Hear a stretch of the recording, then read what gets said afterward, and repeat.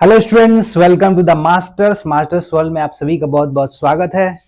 Masters world का मकसद है आपकी लर्निंग को इजी बनाना, so that you can learn the things very easily and in very comfortable way. आज मैं आपका स्वागत करता हूं मास्टर्स वर्ल्ड में और हम हाजिर हैं एक नए वीडियो के साथ जो कि रिलेटेड है आपके ग्रामर के टॉपिक से। आज हम पढ़ने वाले हैं ग्रामर का एक ऐसा टॉपिक जो बहुत ही ज़्यादा कन्फ्यूजन क्रिएट करता है बच्चों के बीच में कि डिफरेंस क्या है उन दोनों में। सिमिलैरिटीज बहुत हैं लेकिन डिफरेंसेस भी हैं। तो क्या है वो डिफरेंसेस और क्या सिमिलैरिटीज हैं, उनके बारे में हम जानेंगे और इन टॉपिक को समझेंगे। आपने ग्रामर में रिफ्लेक्सिव प्रोनाउन और एम्फेटिक प्रोनाउन के बारे में सुना होगा। दोनों ही जो वर्ड्स होते हैं, दोनों के ही जो एग्जाम्पल्स होते हैं बहुत ही सिमिलर होते हैं, पर उनमें डिफरेंस क्या होती है, क्या आपको ये पता है? अगर नहीं पता है तो ये वीडियो आपके लिए है। तो let's get back to the topic और चलिए स्टार्ट करते हैं आज का वीडियो।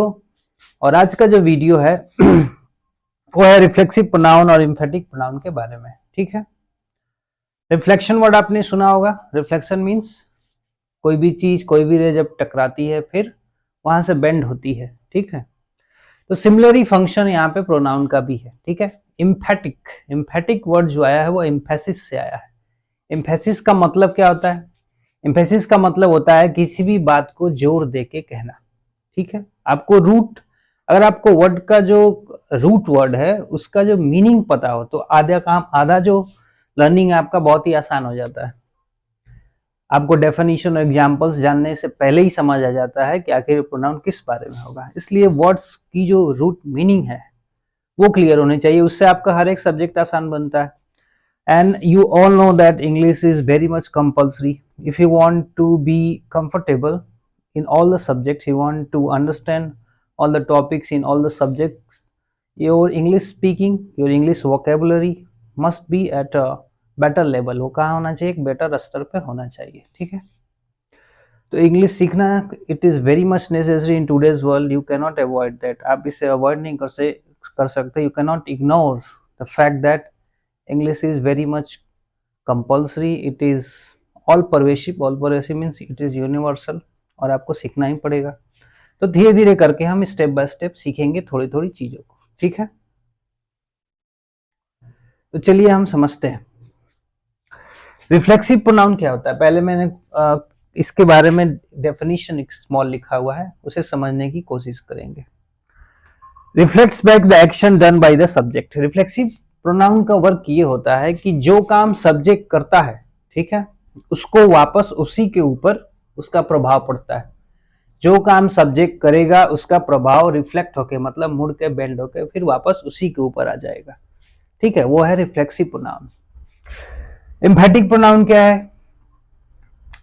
जो काम सब्जेक्ट करता है उस बात को वो जोर दे के करता है, जोर दे के कहता है कि वो इस कार्य को कर रहा है। ठीक है, रिफ्लेक्सिव प्रोनाउन में ये होता है यहाँ पर जो प्रोनाउन है वो सब्जेक्ट क्या करता है? सब्जेक्ट जो रिफ्लेक्ट करता है अपने द्वारा किया गया एक्शन उसी के ऊपर रिफ्लेक्ट होता है। तो जो प्रोनाउन रिफ्लेक्ट करने में मदद करता है वो रिफ्लेक्सिव प्रोनाउन है। और जो प्रोनाउन एम्फेसिस करने में, यानी जोर देने में, बात को जोर दे के कहने में मदद करता है वो एम्फेटिक प्रोनाउन है। Reflects back the action done by the subject, यानी जो काम सब्जेक्ट करेगा वापस मुड़ के उसके द्वारा किया गया प्रभाव उसी के ऊपर पड़ेगा। ठीक है, वहां पर रिफ्लेक्सिव प्रोनाउन है। जहां पे आपको क्या करना होगा? बात को एम्फेसिस देके कहना होगा। एम्फेसिस मतलब जोर देके कहना होगा।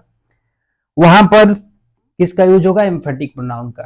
ठीक है, दोनों बहुत ही सिमिलर प्रोनाउंस है, वर्ड भी बिल्कुल सिमिलर है, लेकिन डिफरेंस यही होता है इन दोनों में। एक सब्जेक्ट के द्वारा किए गए काम को रिफ्लेक्ट करता है और एक जो है सब्जेक्ट अपनी बात या अपना एक्शन जोर देके कहता है, तो वहां पर एम्फेटिक प्रोनाउन होता है। ठीक है, यूजुअली मैं ट्राई करता हूं कि मैं अपनी जो हमारी मदर लैंग्वेज है हिंदी उसका ही यूज करूं ताकि आप सभी व्यूवर्स को आसानी से सारे टॉपिक समझ में आए। ठीक है, I don't want to continue the classes in only English, otherwise it will be bit difficult and tough for those viewers who are not okay with English. Okay, that's why we are going to continue this video and go on ahead in Hindi. Okay, let's get back to the topic. Examples से आपको बहुत आसानी से समझ आ जाएंगे। देखिए, I can do this work myself, मैं यह काम खुद कर सकता हूँ या मैं यह कार्य स्वयं कर सकता हूँ, ठीक है। आई कैन डू दिस वर्क, या फिर कहते हैं इसको करेक्ट लिखा जाता है पीस ऑफ वर्क, ठीक है। इसको करेक्ट वर्क कभी भी ऐसा नहीं लिखा जाता, ठीक है। तो अब इस चीज को भी ध्यान रखेंगे। जनरली हम बोलते समय बोल देते हैं, पर पीस ऑफ वर्क, ठीक है, I many pieces of work, ठीक है, इस तरीके से बोलते हैं। I can do this piece of work myself, मैं क्या कर सकता हूं, इस काम को खुद कर सकता हूं, स्वयं कर सकता हूं, यानी कि मैं इस काम को स्वयं कर सकता हूं। मैंने खुद ही को कहा ना, मैं और ये खुद दोनों एक ही चीज को दर्शा रहा है, रिफ्लेक्ट हो रहा है। मैं इस काम को खुद कर सकता हूं, ठीक है। He will visit the temple himself, वह मंदिर खुद चला जाएगा, ठीक है, या वह मंदिर स्वयं जाएगा, वह मंदिर स्वयं जाएगा, ठीक है। एग्जाम्पल समझने के लिए आप स्क्रीन को जूम कर सकते हैं ताकि आपको एग्जाम्पल्स जो हैं वो आसानी से समझ में आए, okay. My friends are helping themselves, मेरे दोस्त क्या कर रहे हैं, ठीक है, एक दूसरे की यानी खुद की मदद कर रहे हैं, यानी कि स्वयं की, एक दूसरे की। My friends are helping themself, एक दूसरे की मदद कर रहे हैं, मेरे दोस्त उनकी ही मदद कर रहे हैं, अपनी ही, ठीक है। यहां पर जो ये बात कह रहा है, ये और ये दोनों एक ही बात तो हुई, मैं स्वयं, ठीक है। तो जो मैं कर रहा हूं वो स्वयं पे आ रहा है। Bharti has finish the job herself, Bharti ने कार्य जॉब खुद ही स्वयं ही खत्म कर लिया है, भारती ने काम स्वयं ही खत्म कर लिया है, ठीक है। जो काम कर रही है खुद पे आ रहा है, स्वयं। You are doing it yourself, तुम इसे स्वयं कर रहे थे, यानी तुम इसे स्वयं कर रहे थे, यानी जो वो कर रहा था स्वयं, स्वयं शब्द किसके लिए आया, तुम ही के लिए आया ना। तुम इस कार्य को स्वयं, स्वयं कौन है, मैं ही हूं। समझ आ रही बात आपको। You all had been honest with yourselves, ठीक है, तुम सभी एक दूसरे अपने साथ ऑनेस्ट रहे हो। यहाँ पर देखिए योर सेल्फ और योर सेल्फ, यहाँ पर दो वर्ड्स आते हैं, योर सेल्फ सिंगुलर के लिए आता है और योर सेल्फ जो है प्लूरल के लिए आता है। ऐसा दूसरे प्रोनाउंस के साथ नहीं होता, ठीक है, क्योंकि आइदर वो सिंगुलर होते हैं या वो प्लूरल होते हैं। पर यू एक ऐसा प्रोनाउन है जो एक सिंगुलर व्यक्ति के लिए भी आ सकता है और प्लूरल में ढेर सारे लोग हो तो उनके लिए भी आ सकता है। तो यहाँ पर उनका जो रिफ्लेक्सिव प्रोनाउन है योर सेल्फ तब होगा जब एक व्यक्ति है, तुम स्वयं कार्य को कर सकते हो, you can do it your self, ठीक है। तुम सब अपना काम स्वयं कर सकते हो, you all can do your piece of work yourself, ठीक है। यहाँ पर योर सेल्फ आएगा, योर सेल्फ, एक व्यक्ति योर सेल्फ, एक से अधिक व्यक्ति जब तुम बोलना हो तब वहां पे क्या आएगा, योर सेल्फ। समझ आ रही बात। जो काम ये करेंगे वो स्वयं पे वापस लौट के आ जाएगा। तो फिर डिफरेंस के अब आते हैं एम्फेटिक प्रोनाउन पे, ठीक है। पहले एग्जांपल देखिए, I can do this piece of work myself, मैं यह कार्य स्वयं कर सकता हूं, यानी खुद कर सकता हूं, ठीक है, मैं ये बोल रहा हूं। Emphatic pronoun I my self, मैं खुद ये कार्य कर सकता हूं। देखिए बात आपको समझ आ जाएगा। मैं बोलूंगा मैं ये काम स्वयं कर सकता हूं, मैं यह कार्य खुद कर सकता हूं, रिफ्लेक्सिव प्रोनाउन यहां पर जो माई सेल्फ है, ठीक है, आई can do it my self. समझ आ रही बात। लेकिन मैं कहूं मैं खुद इस काम को कर सकता हूं, मैं स्वयं इस काम को कर सकता हूं, यहां पर मैं एम्फेसिस दे रहा हूं कि मैं स्वयं कर लूंगा, तुम्हें मेरी मदद करने की जरूरत नहीं है। I myself can do this work, I myself can do this piece of work, you don't need to help me, तुम्हें मेरी मदद करने की आवश्यकता नहीं है। समझ आ रही बात। Are you clear. तो इस तरीके से डिफरेंस यही होता है, जब आप बोल रहे हैं मैं स्वयं कर सकता हूं, मैं स्वयं कर सकता हूं, मैं इस कार्य को स्वयं करता हूं, मैं इस कार्य को स्वयं करूंगा, ठीक है। और इसी बात को आप इस तरीके से कहें कि मैं स्वयं ये कार्य कर सकता हूं, मैं खुद ये कार्य कर सकता हूं, तो वहां एम्फेसिस आ जाता है। समझ में आ रही बात। देखिए जैसे he will visit the temple himself, वो मंदिर खुद चला जाएगा या वो मंदिर स्वयं चला जाएगा, ठीक है। he himself will visit the temple, वो खुद मंदिर जाएगा। अब यहाँ पर वो खुद मंदिर जाएगा, आप यहाँ पर एम्फेसिस दे रहे हैं ना कि वो खुद मंदिर जाएगा। समझ आ रही बात। आप एम्फेसिस दे रहे हैं अपनी बात में कि वो स्वयं, वो मंदिर स्वयं जाएगा, ठीक है। पिताजी ने पूछा राजू से, बेटा मंदिर वह मंदिर कैसे जाएगा? बेटा ने बोला, पिताजी वह मंदिर स्वयं जाएगा। ठीक है, पिताजी गुस्से में है, वो मंदिर कैसे जाएगा? वो खुद चला जाएगा। अब यहाँ पर वो खुद चला जाएगा, यानी कि आपने बात को जोर देकर बोला। पहले सेंटेंस में दूसरे सेंटेंस में डिफरेंस है। ठीक है, इस तरीके से समझेंगे। My friends are helping themself, मेरे दोस्त एक दूसरे की मदद कर रहे हैं।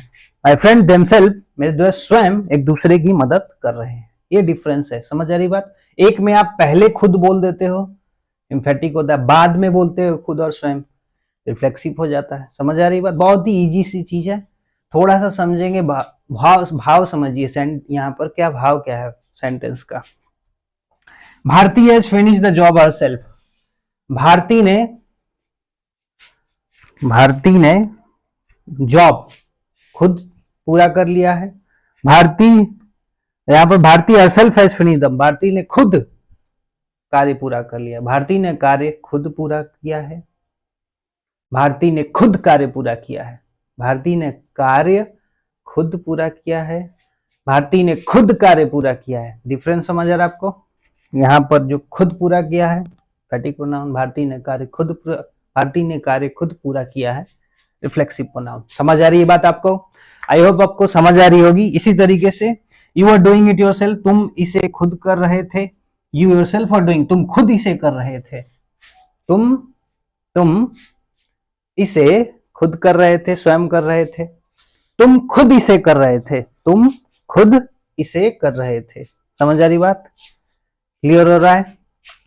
You all had been honest with, तुम सभी एक दूसरे से ईमानदार रहे हो। ठीक है, साधारण सी बात है, सिंपल सेंटेंस। तुम सब खुद एक दूसरे से ईमानदार रहे हो। हर एक वर्ड का जो मतलब है, ठीक है, यहाँ पर my self, him self, them self, her self, ये खुद के लिए, तुम खुद के लिए, मैं खुद के लिए, वह खुद के लिए, ठीक है, या स्वयं के लिए। स्वयं या खुद जब आएगा तो अलग अलग प्रोनाउंस के लिए आप अलग अलग क्या करेंगे? रिफ्लेक्सिव प्रोनाउन या एम्फेटिक प्रोनाउन का यूज करेंगे।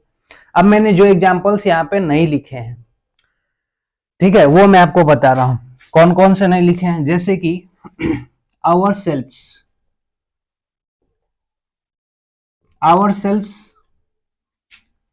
इट सेल्फ, आवर सेल्फ और इट सेल्फ। मैंने ये इनका एग्जाम्पल्स नहीं लिखा है बोर्ड में क्योंकि मेरे पास स्पेस नहीं थी। तो नाउ इट्स योर जॉब कि आपको क्या करना है, ऐसे मुझे एग्जाम्पल्स एक using itself and using ourself, ठीक है। Please write 2 examples from each of this reflexive and emphatic pronouns, ourself and itself, and mention it in the comment box, ठीक है, below the video. So please watch this video. और आपको कोई doubt है तो please comment करें। आपको कोई स्पेशल टॉपिक ग्रामर की समझ नहीं आती तो हमें बताएं, या एसएसटी की या बायो की या मैथ्स की या साइंस की, फिजिक्स की, केमिस्ट्री की, जो भी topic, if you are not getting it please mention it in the comment box. And if you like the video, please subscribe our channel, The Masters World. Our motto, our aim is to propagate honest education and the real education. Real education means हम चाहते हैं आप चीज़ों को आसानी से समझ पाएं, जो बहुत ही कठिन चीज़ें हैं, ठीक है, हमारा मकसद ये है। We want to be, we would like to be famous, but following the correct path, okay, by teaching you something very good, something very better, which is very knowledgeable for you, which is very much required for you, which is going to boost your knowledge, which is going to make you feel what are your capabilities, आपकी क्षमताएं क्या हैं, how you are going to develop them, आप उन्हें कैसे विकसित करोगे, ठीक है। So keep studying, keep learning, please watch the video, or in your life never ever give up, always keep trying, okay. When you put in the efforts, your efforts are going to make it out for you in the longer run, okay. Thank you very much. Please subscribe our channel, share the video so that others students can also cherish the knowledge from our videos, okay. Thank you very much. Please watch the video.